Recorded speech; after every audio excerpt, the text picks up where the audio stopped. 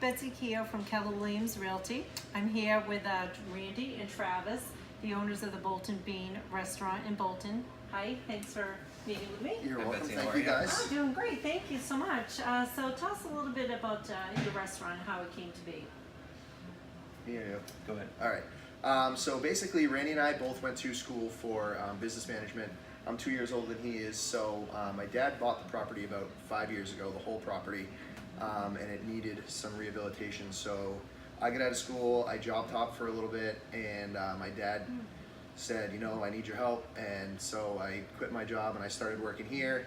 2 years down the road, Randy gets out of school and he joins the squad. And it was kind of doing build outs for the other tenants. And we were kind of keeping this place on the back burner for a little bit. In the meantime, we had set up a Facebook page, and we had a sign out by the street, and it just said, like our page on Facebook, tell us what you want to go see, get put in the building, and we will try and accommodate based on the suggestions. And so we had a lot of people that said a convenience store or like a pharmacy or something like that, but we got a lot of people that said that they wanted like a coffee shop in there. So we were thinking that we were going to stick a Dunkin' Donuts in and just call it a day. And then we got to thinking that, you know what, it's something that we could do and something that we would like to do, so we decided we were going to pull the trigger and go for it. Just really curious about the segue from construction into the food realm, and tell me, was that an easy transition, something that you've always wanted to do? How did that actually come about? It was very difficult. Not very difficult, but it was tough. Him and I had never worked in a restaurant before, so it was like overnight we said we were going to open, and then we opened, and it was a soft opening.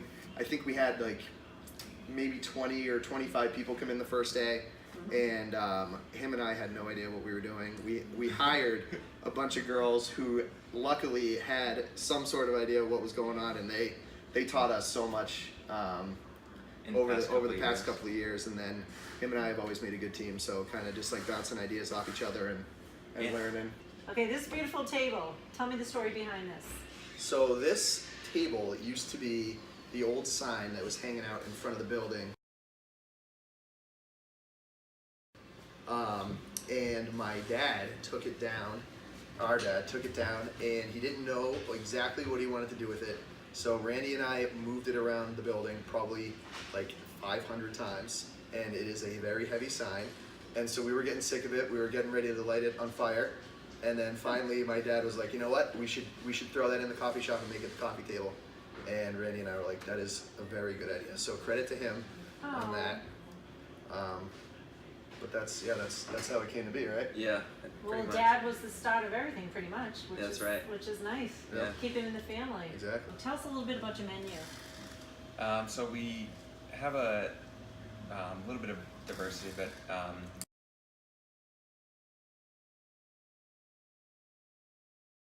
we do like sandwiches and paninis. So panini being a grilled sandwich, and then we'll do salads. A variety of different big salads, and quiche is a big hit of ours. We serve a 6-inch single serve quiche that we make here, and those are a really big hit.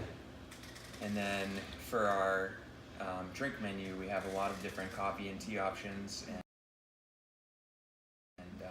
we have an espresso machine, so we can do all types of lattes and cappuccino and any of those types of drinks you'd like. But then we have some stuff for kids, like different types of smoothies and things like that to offer a selection, lemonades, things like that.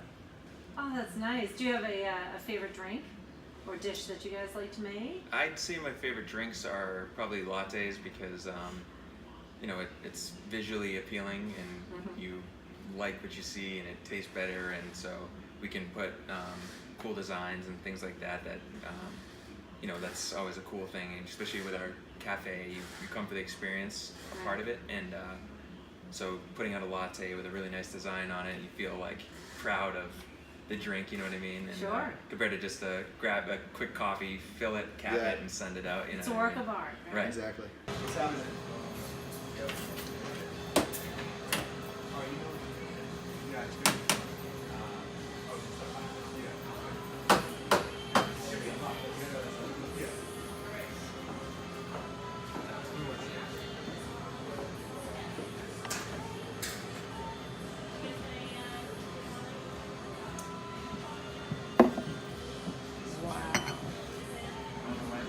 go.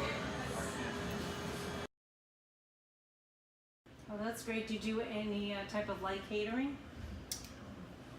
We do catering, yeah. So right now all we have is an oven. So basically our catering menu consists of a couple different types of quiches. We do sandwich platters and fruit platters, veggie platters, soups, and then we do, we do boxes of Joe, and we do pastry plates and bagels and muffins. So nothing too crazy right now, but No, that's maybe great. down the road, yeah. No, that's nice. We keep our menu simple, Yeah. so it's not like we're trying to put out these, we don't have these big entrees that are, master chefs needed to make it. You know what I mean? We're making really good paninis, really good salads, things like that that are easy to put together, but we do it with fresh and good ingredients that make the sandwiches and make the salads that much better for what we can create. Exactly. Okay, so tell me about the specialty coffee that you offer. Want to know? Sure. So we use George Howell coffee. He's a small batch artisan roaster out of South Acton, so also pretty local. He owned a coffee shop in Cambridge a little over 20 years ago called Coffee Connections, and it was very well received there, and he ended up getting bought out by Starbucks. And he signed a non-compete saying that he wasn't going to put up any more cafes, but he was still able to roast beans in the meantime. So he has just perfected his coffee. He's well known in the coffee world, and he's considered kind of like a light roast connoisseur.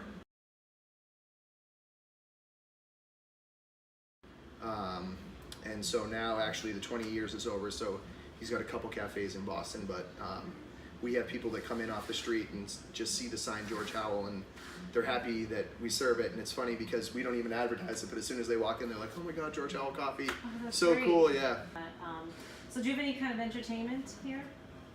On right now on Saturdays we're doing generally every Saturday so far past a few months, and we're booked up for a few months now. We'll do live music, so